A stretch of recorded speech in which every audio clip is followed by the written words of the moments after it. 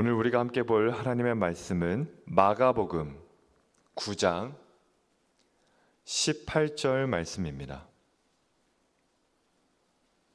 마가복음 9장 18절 말씀입니다. 제가 보는 성경으로 신약 68쪽에 있습니다.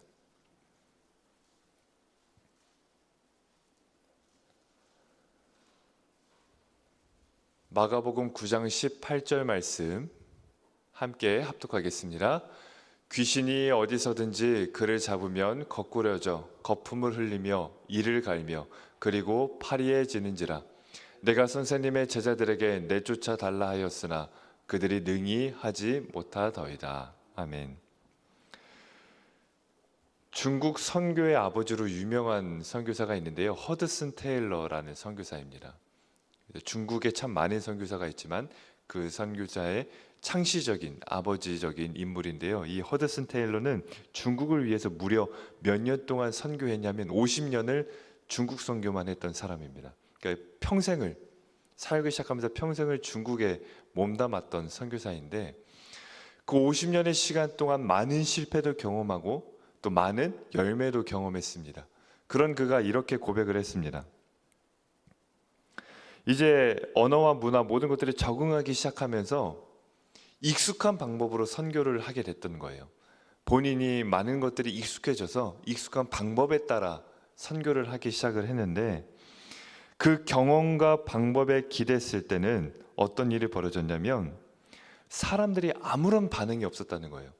특별히 잘못된 것도 없었고 방법론적으로도, 그리고 특별히 어떤 문제도 없었습니다. 모든 것들이 일상적이고 굉장히 평안했고 그냥 이렇게만 하면 잘 될 법한 그런 상황이었는데도 불구하고 도리어 아무런 효과도 없고 아무런 열매도 없고 반대 세력이 오히려 늘어나는 거예요.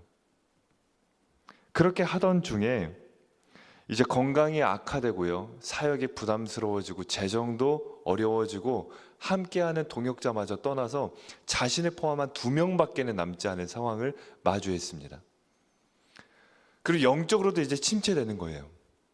50년간 중국을 위해서 선교하고 있는데 자기와 함께 으쌰으쌰 시작했던 사람들, 그리고 열매도 보았지만 점점 뭔가 원인 모를 안 되는 방법 가운데 다 떠나고 자기를 포함해서 이제 2명밖에 남지 않은 이 상황, 그리고 그 중에 한 명인 자신은 건강마저 좋아지지 않은 거예요.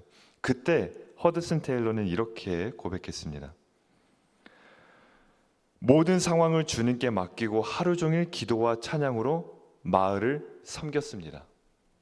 그랬더니 어떤 일이 벌어졌냐면요, 모든 게 평안하고 그저 방법론적으로도 충분히 열매를 맺을 법한 상황에서는 아무런 열매를 맺지 못했는데, 건강도 좋지 않고 동역자들도 떠나고 또 자기가 영적으로 침체된 그때 기도와 말씀을 붙들었더니 그 마을에서 이제 반장 역할을 하던 사람이 복음을 받아들였고요, 그 한 사람을 통해서 그 마을 전체가 세례를 받는 놀라운 역사를 경험하게 됐습니다. 그래서 그는 마지막 자기의 일기에, 이 선교 일기에 이렇게 남겨놨습니다. 처음 중국에 왔을 땐 아무것도 없었지만 하나님은 모든 것을 하셨습니다. 중간부터 내가 모든 것을 가졌다고 생각했을 때 하나님은 아무것도 하지 않으셨습니다. 오직 하나님을 의지하느냐 아니냐에 달려있다는 것을 철저히 깨달았습니다 라고 고백을 남겼습니다. 모든 게 될 법한 상황에서도 아무것도 안 됐고요, 아무것도 안 될 법한 상황에서도 모든 게 됐습니다. 거기에 뭐가 좌우했다라는 것이죠? 어떤 방법, 어떤 기술, 어떤 사람이 아니라 하나님. 하나님을 의지하느냐 의지하지 않았느냐, 그 명확한 차이를 50년이라는 시간 속에 고백했던 고백이 있습니다. 우리 본문 말씀은 바로 그 제자들의 모습과 같습니다. 우리 마가복음 6장 13절 말씀 한번 볼 텐데요, 마가복음 6장 13절 말씀 우리 화면을 보고 함께 합독하겠습니다. 시작. 많은 귀신을 쫓아내며 많은 병자에게 기름을 발라 고치더라. 아멘. 지금 이 마가복음 6장에서 많은 병자를 고치고 많은 사람들을 돌이켰다라는 이 이야기는 지금 예수님이 제자들에게 파송해서 제자들이 한 이야기예요. 근데 이때 몇 명씩 파송했냐면 둘씩 짝을 지었습니다. 많은 숫자가 아니라 2명씩 짝을 지어서 보냈는데 귀신을 제어하고요, 귀신을 쫓아내고요, 놀라운 권세를 펼치는 거예요. 단 2명이었지만 아무런 문제가 없었습니다. 왜냐하면 그들은 2명이라는 숫자뿐만 아니라 예수님과 함께 했기 때문이에요. 예수님의 권세를 철저히 의지했기 때문입니다. 그런데 오늘 본문 말씀으로 우리 돌아오면 마가복음 9장 18절 말씀, 마가복음 9장 18절 말씀 다시 한번 보겠습니다. 시작. 귀신이 어디서든지 그를 잡으면 거꾸러져 거품을 흘리며 이를 갈며 그리고 파리에 지는지라.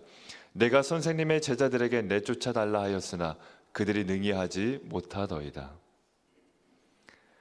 분명히 이보다 앞선 시간대에, 이보다 앞선 6장에서는 2명밖에 없었는데 많은 병자들을, 많은 귀신들을 내쫓았던 제자들입니다. 그런데 이 마가복음 9장 우리가 읽은 말씀에서는요, 몇 명의 제자들이 있었냐면 9명의 제자나 있었어요. 9명. 2명에 비하면 4배 이상이 많았던 숫자예요. 그런데 9명이나 있었지만 단 1명의 소년조차도 고치지 못하는 걸 보게 됩니다. 9명의 제자들이 있는데 1명의 소년조차도 귀신을 내쫓지 못하는 거예요. 수적으로 많았지만 결과는 무능했습니다. 그리고 그때 예수님이 이제 다시 돌아오셔서 그 귀신을 내쫓고 회복시키는 사건입니다. 우리는 많은 경우 제자들처럼 착각합니다. 사람의 방법과 경험, 그리고 이 자원들로 인생이 될 수 있다고 착각하는 거예요. 언젠가부터 익숙한 방법, 언젠가부터 많은 사람, 이걸로 내가 할 수 있다. 저 사람도 저런 방법으로 됐다라는데 나도 저렇게 하면 될 수 있겠구나 하는 이 모든 생각들. 그러니까 예수님 나와 함께 하셔야 되지만 예수님이 아니어도 이 방법이면 될 수 있겠다라고 생각하는 모든 시도들, 이것들이 바로 제자들이 했던 착각이고요, 오늘 우리가 하고 있는 착각일 수 있습니다. 문제는 숫자가 아니에요. 문제는 그들이 예수님 없이 하려고 했다라는 겁니다. 마가복음 6장에서는 2명밖에 없었지만 예수님이 그들에게 기도하라는 말을 안 했어요. 그런데 마가복음 9장에서는 9명이나 있었지만 예수님이 기도 외에는 이런 종류가 나갈 수 없다라고 다시 짚어주십니다. 이미 사역의 경험이 있었고 방법을 잘 알고 있었지만 무엇이 결여되어 있었을까요? 예수님을 전적으로 의지하는 것, 예수님을 절대적으로 붙잡는 그 믿음이 없었기 때문입니다. 우리는 꼭 기억해야 됩니다. 문제가 없는 곳에도 예수님이 없으면 문제가 생겨요. 내 인생에 아무런 문제가 없어도 예수님이 없어지기 시작하면 문제가 됩니다. 근데 반대로 아무리 많은 문제가 있어도 예수님이 계시면 그 문제가 간증이 되는 거예요. 해결이 되는 겁니다. 오늘 본문 말씀에서도 예수님이 그 제자들 사이에서 빠져나가니까, 제자들과 함께하고 있지 않으니까 문제가 생기는 거예요. 그런데 예수님이 다시 오시니까 그 문제가 간증이 되지 않습니까? 해결이 되는 것을 보게 됩니다. 그러니까 우리의 삶을 좌우하는 건 문제가 아니라 예수님이 함께 하느냐, 함께 하고 있지 않느냐, 거기에 모든 게 달려 있다라는 겁니다. 우리의 인생에서 겪는 문제의 근본적인 것은 다 예수님의 부재에 있습니다. 표면적으로는 건강 같고 돈 같고 사람과의 관계 같고 자녀의 방황 같지만 그 모든 깊은 곳에는 다 예수님이 없다는 데 있어요. 왜냐하면 예수님이 계실 때는 건강이 좋지 않아도, 돈이 없었어도, 자녀들이 방황했어도 주님 앞에 나와 믿음으로 붙잡고 하루하루 승리하며 나아갈 수 있었는데, 예수님이 없으면요, 작은 고난에도 쉽게 무너져 버리는 겁니다. 우리의 삶의 모든 근본에는 결국 예수님이 계십니다. 우리의 가정이 지금 힘들어도 예수님이 함께 하면요, 걱정할 필요가 없는 거예요. 우리 가정에 돈이 지금 비록 부족해도 예수님을 붙들고 있으면 상관없는 겁니다. 제자들이 2명밖에 없었지만 예수님이 함께하면 상관이 없었던 것처럼, 그 허드슨 테일러라는 선교사가 2명밖에 없었지만 예수님과 함께 하니까 그 선교에 놀라운 열매가 있었던 것처럼 내 인생에 지금 많은 방법이 무너지고 지금 관계가 깨지고 물질이 없다 할지라도 예수님이 계시면 괜찮다는 거예요. 그런데 반대로 내 삶에 특별히 문제될 만한 요소가 없어요. 특별히 잘못한 것도 없어요. 그런데 예수님이 없다, 예수님을 의지하지 않는다, 그러면 그때야말로 하나님 앞에 깨어서 기도해야 될 때입니다. 이 마가복음의 두 장면, 이 모습은 오늘 우리가 무엇을 붙잡아야 되는지 명확히 보여주고 있습니다. 2명이어도 예수님과 함께 하면요 모든 게 가능하고 9명이어도 예수님과 함께 하지 않으면 아무것도 할 수 없다라는 이 사실, 우리는 꼭 기억해야 됩니다. 예수님은 제자들에게 기도의 자리로 부르셨습니다. 왜냐하면 내가 지금 예수님을 의지하고 있느냐 의지하고 있지 않느냐, 그걸 무엇으로 알 수 있을까요? 기도로 알 수 있는 거예요. 기도. 예수님을 의지하는 자가 하는 무조건적인 그 실천은 바로 기도입니다. 기도. 기도하지 않는데 난 예수님을 의지한다, 이거는 하나님 앞에서 성립할 수 없는 부분입니다. 기도하는 자, 기도가 예수님을 의지하고 붙드는 유일한 행동이에요. 또 다른 방법이 있는 게 아닙니다. 기도, 세상이 볼 때 무력하고 미련해 보이는 이 기도, 밖에 나가서 일을 하면 더 일을 하고 사람을 만나면 더 사람을 만나고 내가 할 수 있는 방법을 하면 더 했지, 하나님 앞에 무릎 꿇고 그저 중얼중얼 거리는 듯한 이 무력해 보이는 방법이야말로 예수님을 확실하게 붙드는 유일한 방편입니다. 우리는 힘과 숫자, 자원과 경험으로 인생을 살아갈 수 있는 게 아닙니다. 우리를 도와줄 수 있는 사람 없습니다. 우리와 함께 하실 수 있는 예수님이 계실 뿐입니다. 예수님 한 분이 우리의 삶의 모든 원천이신 줄 믿습니다. 사람 숫자, 인원이 아니라 예수님의 임재가 중요합니다.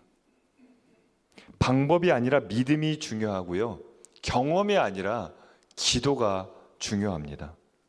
결국엔 사람의 힘이 아니라 예수님의 능력으로 우리는 오늘도 살아갈 줄 믿습니다. 기도하겠습니다.